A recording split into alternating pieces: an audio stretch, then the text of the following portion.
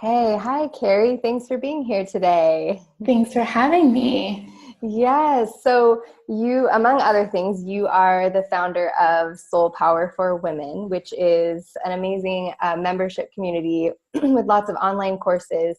And the idea is to teach women all over the world how to connect to themselves, listen more deeply to their bodies, and honor their soul. So it's this very special type of offering and community that you have created. And I'm just wondering how you came to this place, or kind of what led you to want to serve women in this particular way.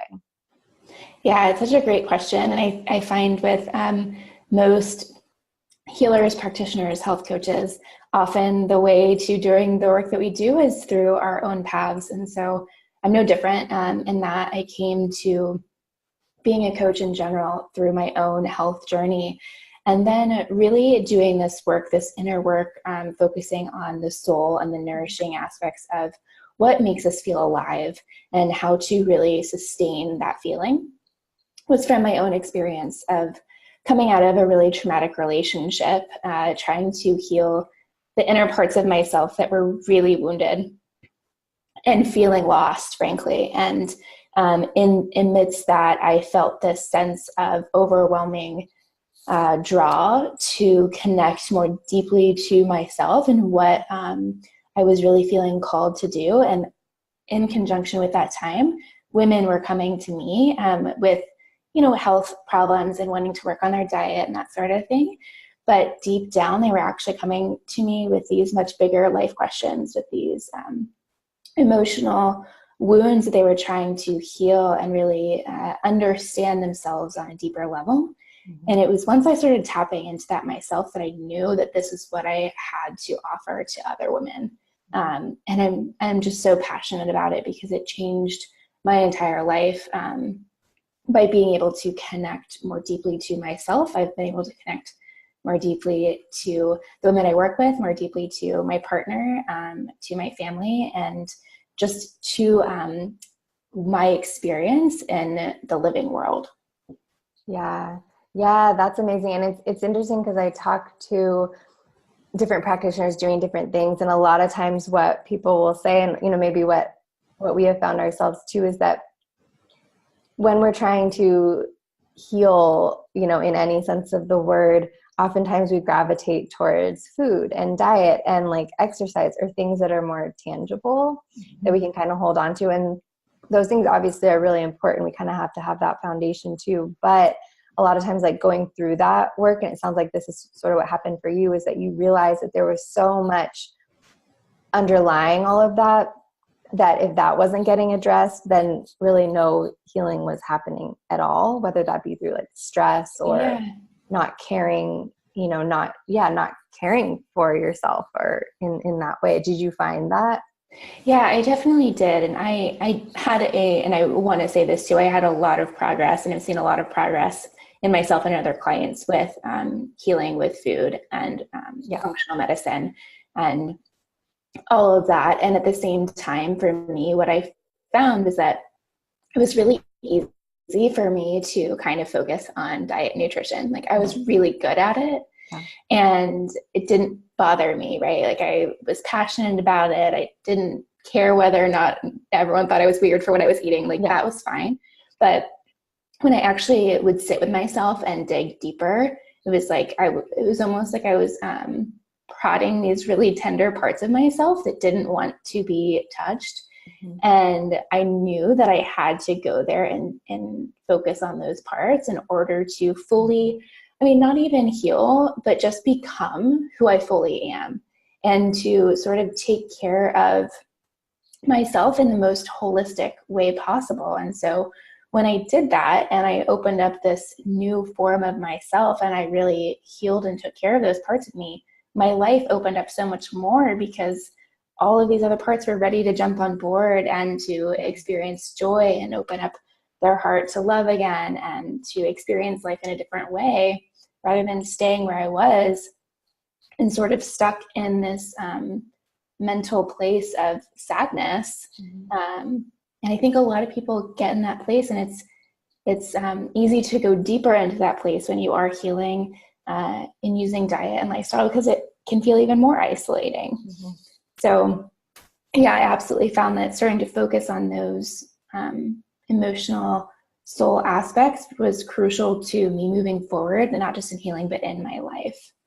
Yeah. Yeah. And we, like we hear a lot about self-care and what that might mean. And it's kind of a trendier word now, but actually putting it into practice for each person is so different, and what it actually means. But for you, what is this? And you kind of talked about it then, but like, what is self-care for you? And, in terms of what you do for yourself and what you teach other people as well. What does that look like, if people are wondering?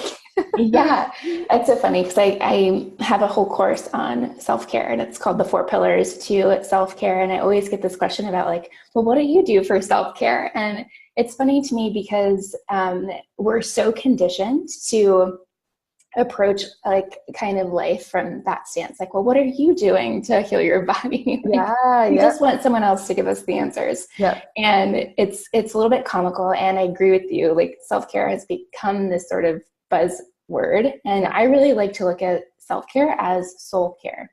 So you can do things like take a bath, get a mani-pedi. A lot of those things may even like bring you joy or satisfaction, which is really important to look at. But when I teach about self-care, what I'm really teaching you is to look at what it is that your soul is asking you for. Mm-hmm. So a part of honoring your soul is actually showing up for what it needs. And that's what I teach in my 4 Pillars of Self-Care. I mean, if I had to break it down into like one sentence, that's it. And for me, that means my self-care doesn't stay in one place. It's not like I have a set of specific things that I do every single day that are the exact same. I do have things that I do every day, but they ebb and flow. They change with the seasons. They change with the changes in my life. I approach myself as an ever-evolving person, and that way I'm allowed to grow. And so then my self-care is allowed to grow with me.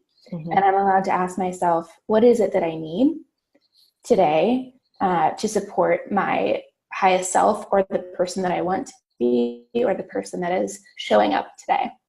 And from that approach, you're much more free to say, oh, one, listen. Like, if you open yourself to listen to what you need, then it's going to come to you, and you're going to hear what it is that you need. And then it's up to you to go take action on it. And that's the part that a lot of people get stuck at, is like they taking action of the self-care. But I mean, self-care for me is really honoring what I need and showing up for it. Yeah, I think, and that's such a good point, because I think we all are looking for that, like the answer, or the quick fix, or it's like, okay, I know that caring for myself, obviously, and like reducing stress and all these things is going to help me feel better. But I don't have time to figure all this out. So someone just tell me what to do, or what do I do next? But I like what you're saying. It's that that's not really it. It's more about the connection to yourself. So those things can just sort of come more easily to you, and you can know that, because inherently we probably already know a lot of what we need and what to do. And like you were saying, it's more just about doing it. So when you either, for yourself or for clients, what are some of the biggest barriers to actually doing what you need to do for yourself? Because I think most of us are in that place, right? Like, yeah, totally. Yeah, one of the things I always tell my clients is like, you're not really going to get the answers from me, but I'm going to show you how to get the answers from yourself. And that is some of the most powerful stuff from the work that I do, because I'm actually teaching women how to listen to themselves and find the empowerment within them to get the answers they need, which is a completely different model than what we're used to. And so one of the things that I find, with women, I work with women that do the course, is that it's, like you said, the action, the taking action, the barrier to, well, I have listened now, I know what I need. How do I implement it? Yeah. And there's a few things. There's a few roadblocks. One is negative self-talk. So like the mental roadblock that is telling you like, either you're not worthy of making this time for yourself, or the mental roadblock of everyone else is more valuable than you. in regards to your time. So especially for women, the whole like being busy is good, or doing things for others is more important than doing things for yourself, and sort of having to honestly get over that in order to take care of yourself. And for some women, and I'm sure you and I have both experienced this, like it gets to a point when maybe you're so sick, you actually don't have a choice anymore. Like you have to start putting yourself first. And my goal is to really teach women how to like take care of themselves before it gets to that point. And so another thing is also like just excuses, like for whatever reason. And I say excuses and it sounds kind of harsh. I'm not usually like a tough love type of coach, but in this respect I am, because I think it's like excuses is such a loaded word for a lot of people, but it's important to look at because what happens with excuses is like what is behind the excuse. And that's like the important part, which is behind the excuse is resistance. And so we have to figure out what is the resistance and what is it trying to tell you. So that's like a lot of, I mean, I could go on and on about that, but a lot of deep inner work and layers behind that we start to unpack and uncover. But if you're having a hard time implementing your self-care or trying to figure out how to take action on what you want to do to take better care of yourself, I would say start making a list of 3 things you know that you can commit to doing, and then take action on 1, like right after you write the list. Because the only thing that's preventing you from taking action, like after you write the list, is you're just going to think about it too much. Yep. And you're not supposed to be thinking, you're supposed to be doing. Yeah. Oh, that's so interesting, because and I think this probably resonates with everyone. I know your course is Soul Power for Women, so I'm going to be just saying women. And I know if there's men listening, I know you're among. This is for you too, men. It applies. Yeah, ladies, like it applies for your husbands too, and it's hard for men especially. But my work, but it is for So I'm just going to keep saying women. But I was at lunch yesterday with my fiance, and I got kind of quiet for a second, and he's like, "What are you thinking about?" And I was like, I'm thinking about like the plight of the modern woman." And he's like, "You are? Why?" We're at lunch. And I honestly, I really was, because I was thinking about exactly what you're saying. And a lot of women that I work with as clients too, and myself, is like, there's so many demands, and there's so much to do, and there's so many people that need you. And there's, balancing working full time and, caring for kids and like, doing things around the house, or all these things. There's just so many demands these days. And I know we talked about, we have a podcast about burnout, which we did already. So we don't really need to go into that. But it's just thinking that this is something that every single person can benefit from, creating that connection with themselves, because it's so easily lost today. And I speak to hundreds of women, and you do too. And it's like those same things come up over and over again, and I feel them myself too. And so we've gotten ourselves, and we're in this place now, and we need to really support those deeper layers. And it's like a little bit different than you said, like, having a self-care, like, I don't know, doing what someone else tells you self-care is. It's more just like really understanding for yourself, what do you need at a really basic soul level, and why are those needs not being met? So like you said, it sounds like it's action, like, taking action, understanding what you need, like maybe giving yourself time to ask what you need, and then taking action from there, and not letting all those excuses seep in. Absolutely. And I love what you're talking about too, about the plight of the modern woman, because it's so true. And I'm laughing because we're so similar in terms of like, I would be thinking about that at lunch too. Right? I know. And actually, my boyfriend and I have had conversations almost exactly like the one that you were having. And that's why we're friends. Yeah, exactly. And it's so true. And part of the thing that I say to a lot of my clients is like, it's okay that you're overwhelmed, because basically you're overworked, you're overstressed, you're doing too many things at once. Like, we're not designed to have all of the stimuli in our lives that we currently do. Whether that comes from media or social media or just from having like larger networks of friends. Like actually my boyfriend and I were just talking about this the other night about how like there's a study that shows that your max capacity for like a tribal community is 25 people. Whoa. Have like very linked deep connections with.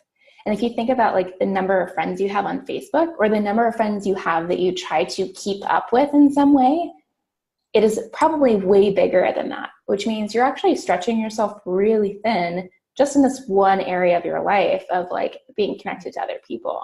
Wow. And then if you're also trying to manage a household with family and kids, etc., on top of, a job probably, on top of maybe an illness of some kind for yourself or for another loved one, like there's so many things. And so I think that is like basically the biggest argument for taking care of yourself. Like I just basically laid it out all right there. Like all these things that are piled on top of you, you have to take care of yourself in order to get to where you want to go. I mean, I think that one of the great examples of this is Arianna Huffington, who basically reached her breaking point as a CEO and major businesswoman, realized that she was going down an unhealthy path really, really quickly and never resting.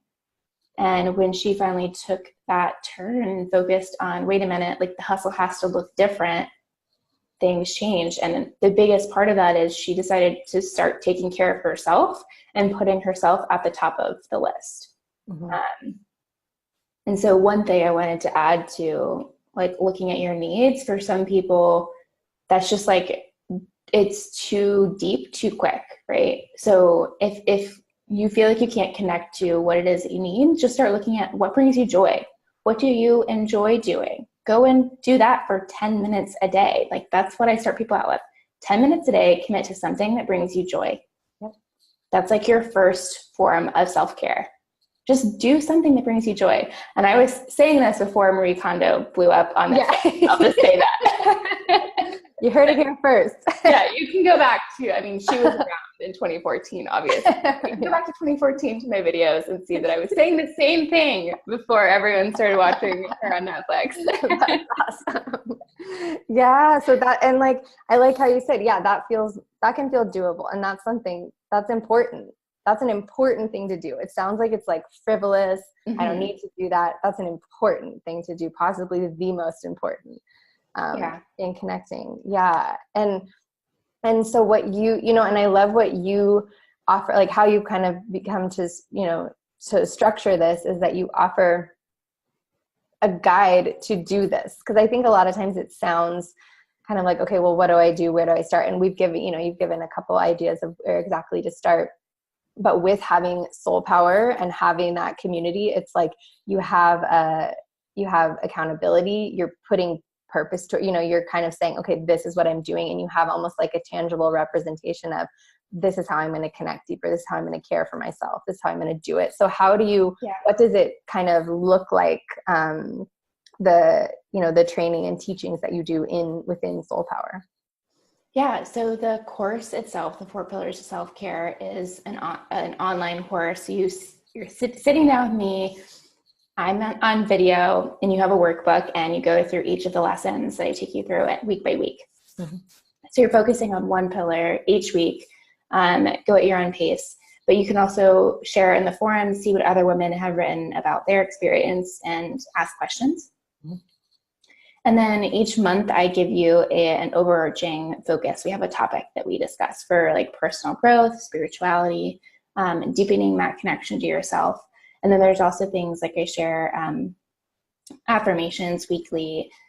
We discuss like higher level topics. We have live calls, so you get to talk to me in basically a group coaching setting on a higher level, and get to ask questions about your self-care, or I will talk about a very specific topic. Like a few months ago, there were 2 topics I did that the women really loved. One was on food and self-love, and how do the two connect, and how do those connect to healing. And then I also did one on boundaries and how to create loving boundaries that protect yourself, but also like don't, there's this thing with boundaries where they're kind of harsh. And if you're not a naturally sort of like wall up person, they feel like very difficult to set. So that's a little bit of the structure. And then there's the online community aspect of meeting and connecting to other women. And then I have a retreat coming up too. So we're getting to meet each other in person, which I'm super excited about. Cool. Yeah. And I love it. It's basically a bridge to working with me. If you're not really ready to dive in one-on-one, it's kind of like that first step to looking at how do you start to take care of yourself better? How do I start to put myself first? Yeah. And I think it's just so cool that it's like you sign up, you kind of are like, okay, this is what I'm doing. I'm working on my self-care. Like it gives you a guide. And I think why I think it's so cool is because I too have, worked with a lot of women and have kind of seen that to be a really important aspect. And, working one-on-one, you're able to go through all of these things together and kind of, figure all of that out. But a lot of times if women are kind of on their own and they're like, okay, I realize this is a priority, but I don't really know how to work through some of these things, or some of these things sound confusing, or I do have these blocks, but I don't know how to get past them, or I'm just so busy, I don't have time. It's just like a really nice community and group and way to commit to that. It's like more tangible, right? Like it makes it like, okay, I'm doing this. Yeah, this is what I'm doing. And you come out with that knowledge and with that, I guess it's more support, right? Yeah. And there are things in the community online too, like meditations, guided workbooks, things for you to work through to like continue that journey, or to even say like, okay, if meditation is something that you want to have more of in your life, because that helps you feel more grounded, like there's a meditation on there for you. So really giving, like what I'm doing is giving you the tools you need to support yourself. And then all you have to do is go and implement it, right? Yeah. And the videos aren't insanely long. Like each one of them is like 20 or 30-minute lesson. And then you spend the next part of that hour actually like working through the workbook. So yeah, it's really powerful. The women that do the course just get so much out of it. And the thing that you're really doing is like I see it as like you're going on a date with yourself. Yeah. Except for the fact that it's like probably the most intense date of your life. And you're just like deciding to commit to like dating yourself and being in a relationship. And that's what I did when I was really discovering that this is what I needed and I wanted to connect to myself and my soul more. Like I straight up dated myself.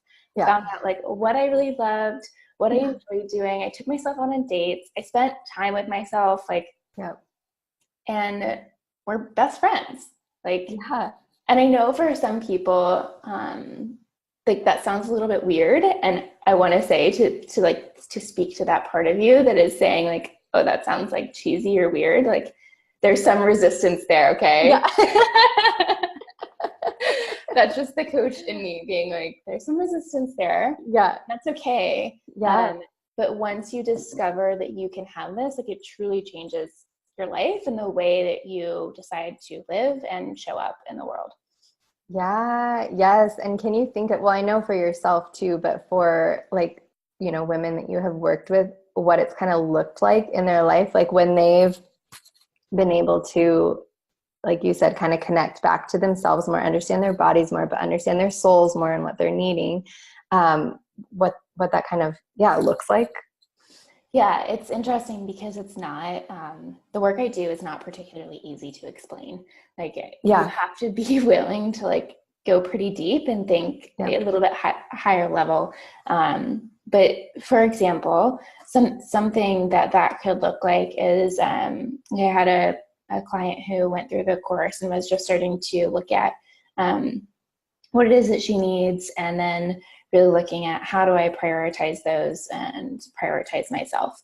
And what started coming up for her was like all of the things that she didn't prioritize for herself before that got her to the point she is now. So like feeling guilty about being sick, or like feeling like she has some responsibility for the illness that she has, like actually taking personal responsibility for not having taken care of herself, which was like the roadblock for her now taking care of herself, that was the resistance, because it was like, well, I got myself here and I didn't take care of myself and it's kind of all my fault. So I'm not gonna push through that and figure out what part of me is actually hurt. Mm-hmm. So I think that's one of the biggest things is women start to uncover parts of themselves that have been a little bit hidden mm-hmm. from them. And they realize that those parts of themselves need attention. And when you get to that point, you have to look at yourself instead of like just this one person who identifies as like a very few specific set of things, and more as a very complex being that has multiple parts, mm-hmm. and that there are going to be parts of you that are not healed, that are wounded. And if you're looking to take more care of yourself, like you're gonna have to look at those parts at some point. Mm-hmm. And so once you do that and you can see like, okay, there's this part of me that's really upset with myself for not having taken care of myself before, and now I'm sick. Okay, now we can do something about this, right? And this is actually a lot of my work with clients. It's like, okay, now we've gotten to that point. Now we can go and address, how can you support that part of yourself, right? Like now that you know, you have this awareness, you've identified it, how can we go and support that part of you? How can we go and take care of that part of you, because it needs to be taken care of? And that's the really deep inner work that I get into with one-on-one clients, especially. And the women that go through the course, they're starting to discover that self-care is actually, one, not what they thought it was. Yeah. And two, both much simpler and more complex yeah. at the same time. Yeah. But it actually, what I found a lot of women saying is it's given them a lot of freedom in two ways. The freedom to, one, know themselves better, and be the person that knows themselves, right? Like we always think, oh, my best friend knows me better than anyone in the world, or my husband or whatever. Like you are the sole person that should know yourself like the back of your hand, right? You should be able to identify something just happened or words were spoken to you. Okay, what is it you need in that moment? Like what part of you needs to be taken care of? So I found that a lot of women say it gives them that freedom, and it also bridges the gap for them from sort of a lot of women tolerating themselves or tolerating their life to actually liking, enjoying themselves, enjoying their life. Yeah. Oh, amazing. I mean, that's the goal of it all, right? Liking and enjoying your life. Yeah. And if you, I like how you said tolerating, because I think, or like feeling like you're in survival mode. Sometimes mm-hmm. that, happens too. And then being able to maybe not necessarily change all of your circumstances, but just change how you relate to them, and getting a lot more freedom and joy from there. So that's amazing. And I know a lot of, we kind of talked about the self-care as a buzzword and what it, might look like. And I like your approach about self-care. It's maybe a little different than what people were, mm-hmm. Thinking of as self-care. And kind of some of the main barriers to, why we care for ourselves. And I think a lot of times we think it has to be like really expensive or something. Like we need to go do spa days, or mm-hmm. like we have to go on yoga retreats, or all of which I like, but that it has to be something external. But really it can be more internal, much more intuitive, and not cost you the price of a yoga. So do you want to speak into that a little bit? I don't know if you've heard people. Yeah, absolutely. I mean, I have a lot of people tell me like so those question boxes on Instagram where you can like ask a question. Yeah. So whenever I post a question box about self-care, like ask me anything about self-care, or what's your biggest struggle with self-care, I always get a ton of replies saying finances. And there's two connections here between self-care and finances. One is that people feel like you said, you have to spend a lot of money on it, or it's this kind of like big lavish things. Or two, people struggle to practice self-care within money, which is a whole other conversation. That's another podcast. which is also, I love talking about that too. But it's this sort of belief that I have to have a lot of money in order to take care of myself. And that's just a huge, huge myth. So like to give you some examples to like think about is you mentioned like doing a spa day. I want you to think about like how relaxed or how much more nourished in your soul and in your body do you feel after an entire spa day, right? You might feel like that was really nice. That was a lovely experience. I really enjoyed that. Versus something else that you know, that only you know deeply satisfies your soul, like brings you childlike giddiness, joy, or deep satisfaction in having done or connected in that way. Right. And for me, like the first thing that comes up is something I do that's a part of my self-care is intentionally connecting with family. And I think we just, let's see. There we go. Oh, did I go out? Okay, you're back. No, you're back. We're good. No worries. So yes, you were saying the first thing that comes up for you. Yeah. So the first thing that comes up for me is intentionally connecting with my family.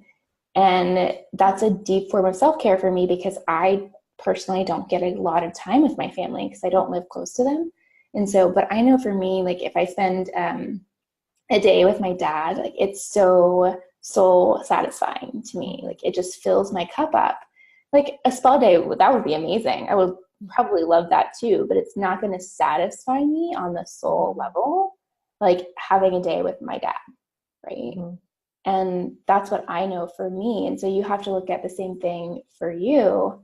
And I'm probably like 99% sure that what is really soul satisfying to you is not going to cost you an arm and a leg. Yeah. Like it's already something you've experienced, right? Like, so really looking at that and saying, well, if my self-care doesn't have to cost me anything, what are the things that I know I can do that deeply satisfy me? Yeah. And I like how, just bringing up these things that we think are such ingrained, entrenched belief. Like we're like, it is true. I don't have, thousands of dollars of expendable income. So therefore I can't take care of myself and I am destined to this. Or I have a family and a job. I'm just really busy. This is just who I am and how it is. And I can't do this. And I have them, I work through them, you work through them, we all do.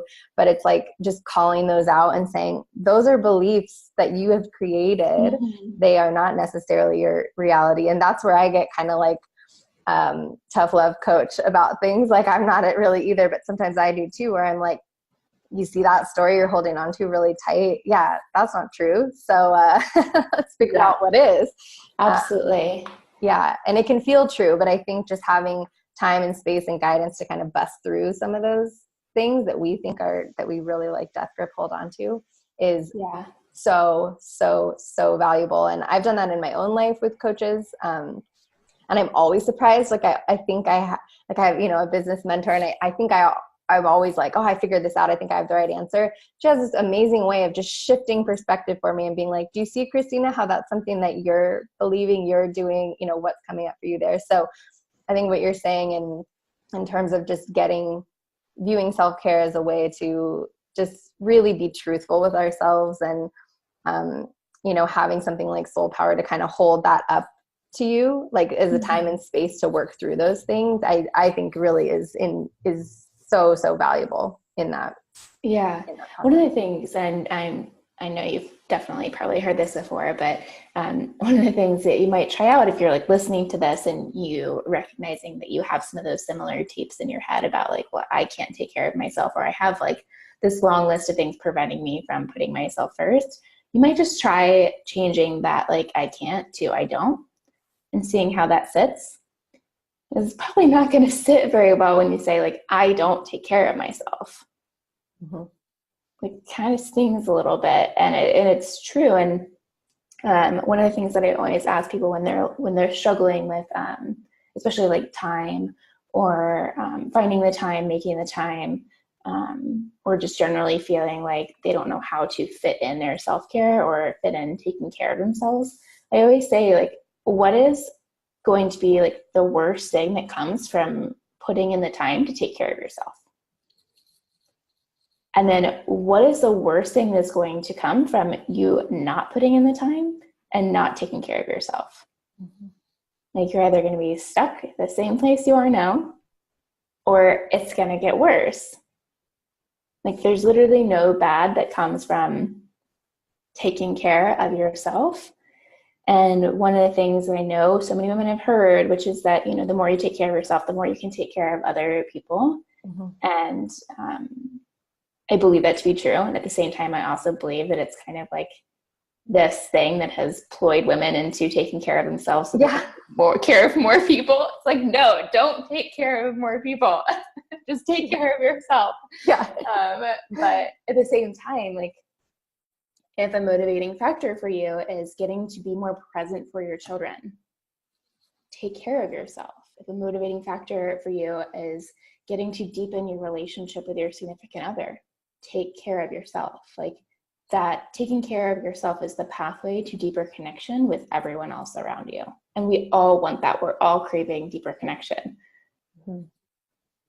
Yeah, that's amazing. I know we do always hear that, right? like you know, you can't pour from an empty cup kind of thing. And it's, I mean, it's true, but it's also like, what if it's just take care of yourself for the sake of take care of yourself? And I think also, too, while we were talking about how it's a lot of times we get to this place when we've burned out completely, or when we're like, whoa, I really need to do something now. And that's when we reach out. And what I feel really passionate about, and I know you too, is like, is doing something before that happens. Mm-hmm. So you don't have to hit that rock bottom place, and you don't have to, I mean, sometimes we have to get hit over the head with things, like I certainly have before, but wouldn't it be great if we didn't have to? And we could do some of these easy small things now, and listen to these small things now before they become just a big old mess.